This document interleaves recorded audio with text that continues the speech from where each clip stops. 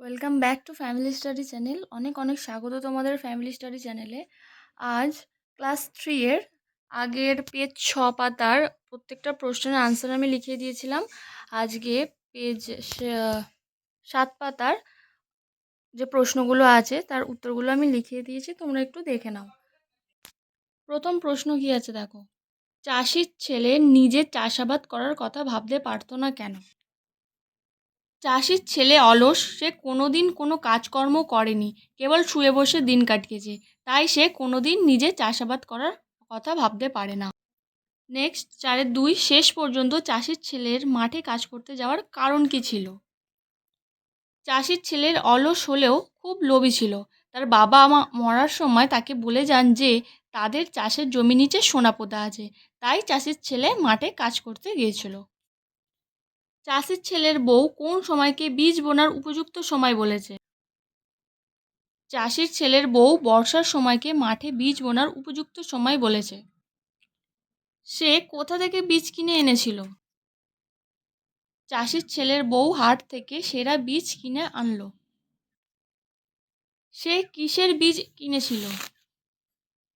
চাষির ছেলের বউ হাট থেকে ধানের বীজ কিনেছিল। 4-6, গল্পের কোন মানুষটাকে তোমার সবচেয়ে বেশি পছন্দ হলো? গল্পের মধ্যে সবচেয়ে আমার পছন্দ হয়েছে চাষির ছেলের বউকে। 5 দাগে দেখো, নিজের ভাষায় উত্তর দাও। সেটা বলবো বলেই তো ডেকেছি তোমায়। কে এই কথা বলেছে? সে কাকে এই কথা বলেছে? সে তাকে কি বলার জন্য ডেকেছিল? বুড়ো চাষি এই কথাগুলো বলেছে। বুড়ো চাষি তার চাষের জমির মাটির নিচে যে লুকোনো সোনা আছে সেই কথা বলার জন্যই ছেলেকে ডেকেছিল। 5-2, গল্পে চাষির ছেলের বউ চাষির ছেলেকে কিভাবে সাহায্য করেছে তা লেখো। দেখো, গল্পের চাষির ছেলের বউ খুব বুদ্ধিমতী। সে প্রথমে চাষির ছেলেকে গোটা জমিটি খুঁড়ে ফেলতে বলে। চাষির ছেলে প্রথমে মাটি খুঁড়তে চায় না, তখন চাষির ছেলের বউ মজুর লাগাতে বলে। সোনা পেলে মজুররা যাতে সরিয়ে না নেয় সেদিকে ছেলের বউ নজর রাখতে বলল। তারপর চাষির ছেলের বউ বীজ এনে ছড়িয়ে দিতে বলে। পরে মাঠ থেকে সত্যি সোনা পাওয়া যায়। এভাবেই চাষির ছেলের বউ নানাভাবে তাকে সাহায্য করেছিল। 5-3, সত্যি সত্যি সোনা ফলেছে মাঠে। কে এই কথা বলেছে? সোনা বলতে এখানে আসল কোন জিনিসকে বোঝানো হয়েছে? সেই জিনিসটা সোনা না হলে তার সঙ্গে সোনার কি কি মিল আছে?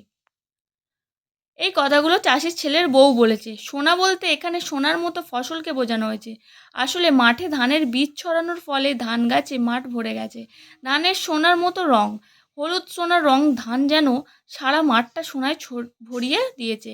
আর এই সোনার ধান হাটে বিক্রি করে একতলে টাকা আসবে, তাও সোনার মতো দামি হবে। বলছে চাষির ছেলে ফসল বিক্রি করে বাড়ি ফিরলে তার বউ কি কারণে খুব খুশি হল? আনসার দেখো, চাষির ছেলের ফসল বিক্রি করে বাড়ি ফিরলে চাষির বউ খুশি হলো খুব। হাটে ফসল বিক্রি করে চাষির ছেলে একথলি টাকা ঘরে আনলো। এটা হলো তার স্বামীর প্রথম রোজগার। চাষির ছেলের বউ তাতে খুব খুশি হলো। চাষির ছেলে আর তার বউ বুদ্ধি খাটিয়ে পরামর্শ করে কি পুরস্কার পেয়েছে? গল্পে চাষির ছেলে আর তার বউ বুদ্ধি খাটিয়ে আর পরিশ্রম করে চাষের জমি থেকে সত্যি সোনা পুরস্কার হিসেবে পেয়ে গেল। ছেলের বউ খুব বুদ্ধিমতী, তার বুদ্ধির প্রকাশ গল্পে কিভাবে লক্ষ্য করা গেল? দেখো, গল্পের চাষির ছেলের বউয়ের অনেক বুদ্ধির প্রকাশ দেখা যায়। প্রথমত, সেই প্রথম চাষির ছেলেকে কোদাল দিয়েই মাটি খোঁড়ার পরামর্শ দিয়েছিল। দ্বিতীয়ত, মজুরদের ওপর নজর রাখার কথা বলে চাষির ছেলেকে মাটি কোপাবার কাজে লাগিয়ে দিল। তৃতীয়ত, ছেলের বউ খোঁজা জমিতে হাট থেকে ধানের বীজ কিনে এনে বর্ষার সময় তা ফেলতে পরামর্শ দিল। আর চতুর্থত, ধান পাকলে চাষির ছেলেকে তা হাটে বিক্রি করতে বলল এবং তা বিক্রি করে অনেক টাকা পেল। এবার 6 দাগের বলেছে সোনা সকলের কাছেই পছন্দের, কারণ তার কতগুলো গুণ আছে। সেই গুণগুলো পাশের বাক্স থেকে নিয়ে তুমি নিচের ফাঁকা জায়গাগুলো বসাও। পিতলের থালাটা সোনার মতোই চকচকে, পাকা ধান সোনার মতোই ঝলমলে, আসল সোনা দিয়ে গয়না বানানো যায় না, রূপো চকচকে হলেও সোনার চেয়ে কম দামি। এটাই ছিল আজকের তোমাদের প্রশ্নের আনসার 7 পাতার। নেক্সট ভিডিওতে আমরা চাষ করি আনন্দের, যে রবীন্দ্রনাথ ঠাকুর যেটা লিখেছেন তার প্রশ্ন আর প্রশ্নের আনসারগুলো আমি লিখিয়ে দেবো। ততক্ষণে ভালো থেকো, অ্যান্ড ভিডিওটা ভালো লাগলে একটা লাইক, কমেন্ট অ্যান্ড শেয়ার করে দিও। Thank you.